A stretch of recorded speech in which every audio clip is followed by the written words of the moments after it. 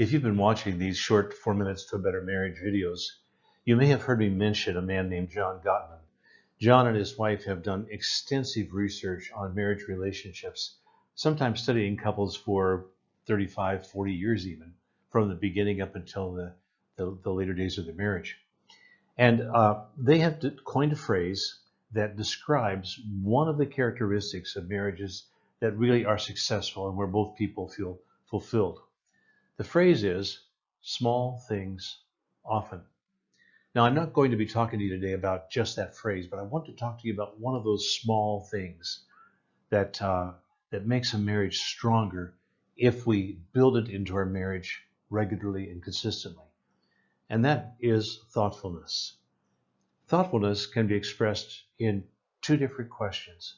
I'm going to show this so we can talk about them for just a couple of minutes right now. And as I do, I want you to think about how you can become a more thoughtful person in your marriage relationship. So here's the first one. How can I make life easier for you? And I call that the aware question. See, sometimes when we get involved in our marriages and our lives, we stop watching for ways that we can improve life for the person we're married to. How can we make life easier for that person? It could be something as simple as washing your own cup after you use it, or picking up your clothes rather than leaving them in the floor, or making a phone call when you're going to be late so that your husband or wife won't worry about where you are. It could be something more complex than that. It could be setting aside some money that will enable you to buy something that will make life easier for your husband or wife. Anything that you do that signals to your spouse that you're aware and you want to help them make life as easy as possible answers the awareness question.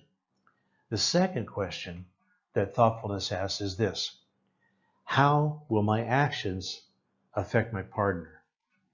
And that question helps to cut to the center of two things. First, our busyness, and secondly, our selfishness. We become very selfish, or better to say maybe self-centered. Life becomes all about us. And if we're not careful, we'll stop thinking about the effects that our actions have upon the person we married.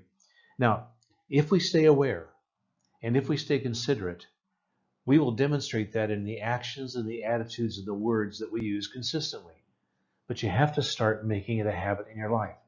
So here's what I'd suggest to you today. If you want to look for a way to start this, ask yourself this question. When you're in a room in your house, before you leave that room, what could you do to make that room better? And ask that question about any place you are. So what could you do to make that room a better room? Maybe it's pick something up, wipe something off, anything you could do that would make it better. And then the considerate question, start doing this. What are the times in my life that I don't take my husband or wife into account when I'm making decisions about what I do? Do I really consider the effect of my actions on my husband or wife? Now, those are just some ideas to get you started. But I can promise you that if you build habits of thoughtfulness into your marriage relationship, you will never regret it. It is one of those vitamins that strengthens any marriage. This is Mike Constantine, and this is 4 minutes to a better marriage. For more information on thoughtfulness and other great ideas to help you build a wonderful marriage, go to the link that you see on this screen. Either the QR code or the URL itself should take you there. Thanks, and thanks for watching 4 minutes to a better marriage.